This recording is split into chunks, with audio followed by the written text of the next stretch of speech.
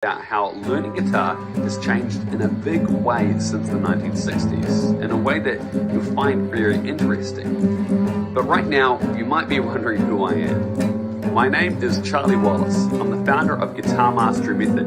I live in New Zealand, and amongst playing in front of thousands of people, touring internationally, recording in awesome studios and filming music videos, I've taught over 2,000 students guitar and one-on-one guitar lessons over the last 10 years, and had over 82,337 people go through my online guitar lessons. Through all of this, I've discovered how to give my guitar students very fast results. And I'm going to show you this and give you those same results in this free lesson here today. Now, as I mentioned, times have changed. Back in the 1960s, Paul McCartney from the mega famous band The Beatles once jumped on a bus and bussed across Liverpool because he heard that a guy on the other side of town knew how to play a B7 chord. He arrived, learned the chord, jumped back on the bus, and the Beatles started using the B7 chord in their songwriting. Now today, if you want to learn the B7 chord, for instance, I could show you.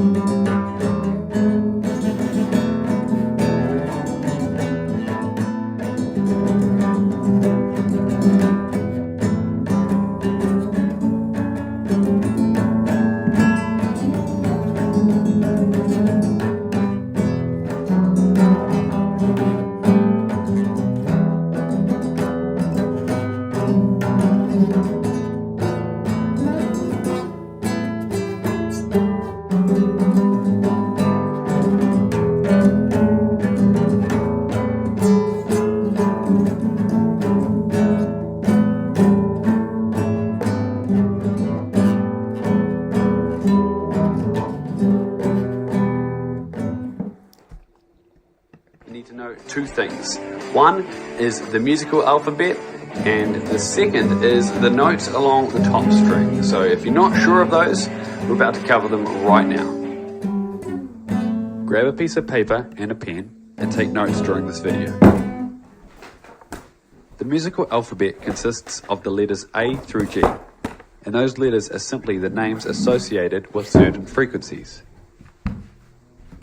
There are only 12 notes in music, 12 frequencies, repeated at higher or lower pitches. Here are the 12 notes. A sharp and B flat. B, C sharp and D flat. D sharp and E flat. E, F sharp and G flat. G and G sharp and A flat. Notice how some of the notes have two names? These are known as sharps and flats. This is the sharp symbol, meaning higher. And this is the flat symbol, meaning lower. Here are the notes on a piano. Notice how there are no sharps or flats on the white keys. They are all on the black keys. So with two names, how do we know what name to call the note? Well, that depends on what direction we are going. if we were going up the notes, we use sharps. And if we are going down the notes, we use flats. So for instance, if we started on A, then moved up a note, it would be A sharp. Then we moved to B, C, C sharp, D, D sharp. Now if we were going down and we started on the E note, we would be going E, E flat, D, D flat, C, B, B flat. So notice how there is no black key between B and C and E and F. This means that there are no sharps and flats between those notes. So it's really important that you remember that, so I will repeat it.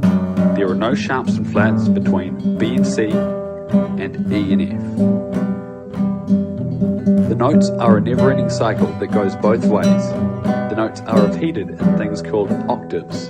An octave is the same note, only a different pitch, higher or lower. So you see here, this is a C note. An octave up is another C note. And another octave up is another C note. All the same notes, just higher or lower. You will learn more about octaves later when we start naming the notes on the fretboard. You want to be able to fluently recite the musical alphabet forwards and backwards. So practice it in your head or on paper whenever you get a chance until you have completely memorized it. So notes on the low E string, okay, very easy to remember. Obviously the E string is just an E note. On the first fret we have an F, and the third fret is a G. So we have E, F, G. Okay, pause the video and go over that as many times as you need to completely memorize it. E, F, G.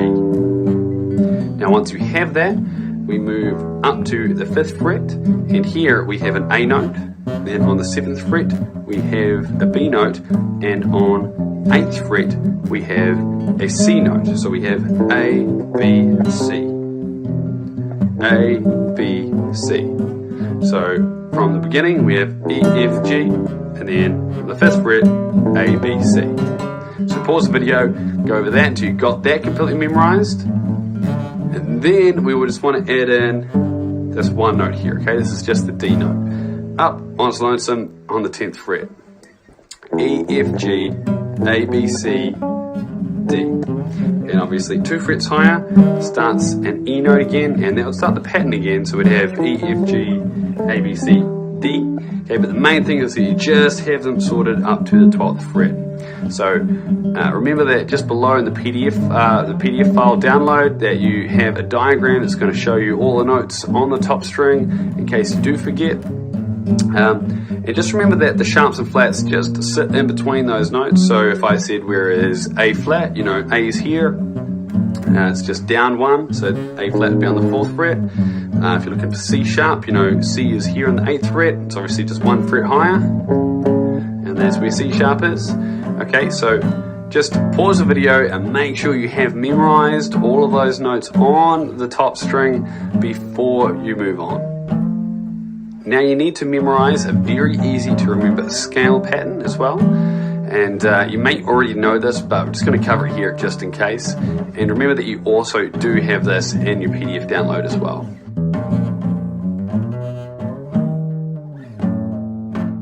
Scale diagrams are very easy to read. It starts out just like a chord diagram, and then we just tip it on its own. As you can see, this is just a snapshot of the fretboard. The thickest string here, and the thinnest string up here. And obviously all the others in the middle. Pause the video and read through all the other parts of the scale diagram and make sure you understand them before moving on.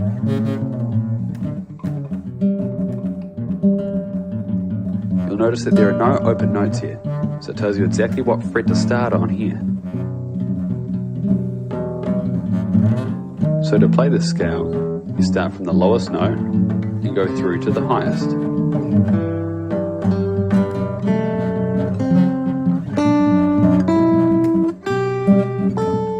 Then back down to the lowest note.